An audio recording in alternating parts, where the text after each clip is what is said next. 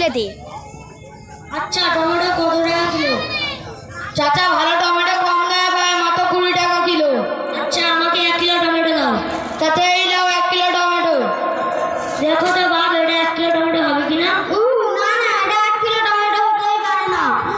ও ভাই সবজি আলা, এটা আরেকবার ওজন করো তো। আরে ভাই তোমার সামনেই তো ওজন করলাম। ঠিক আছে ভাই, আরেকবার ওজন করো না।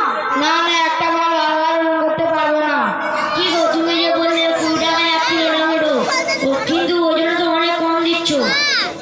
এই ভাই, একই তোমার ব্যবসা। না না, তোমার কাছ থেকে টমেটো কেনা যাবে না। দাও, টাকা ফেরত দাও।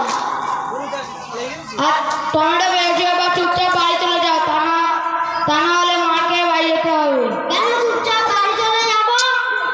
তুমি টমেটো ফেরত নাও, আমার টাকা ফেরত দাও। এই তুমি বেশি কথা বাড়িয়ে না, তা না হলে মাকে বাড়ি যেতে হবে। কি বললে, মাকে বাড়ি যেতে হবে?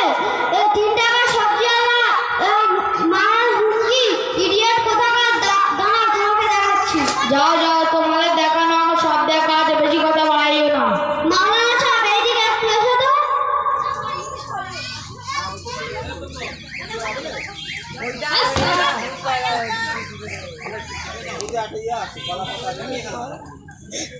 আসসালামু আলাইকুম। ওয়ালাইকুম আসসালাম। কি হয়েছে ভাই? দেখুন না, এই সবজিওয়ালা রাস্তা দিয়ে যাচ্ছিল এবং টমেটো 20 টাকা কিলো বলে হাঁক দিচ্ছিল।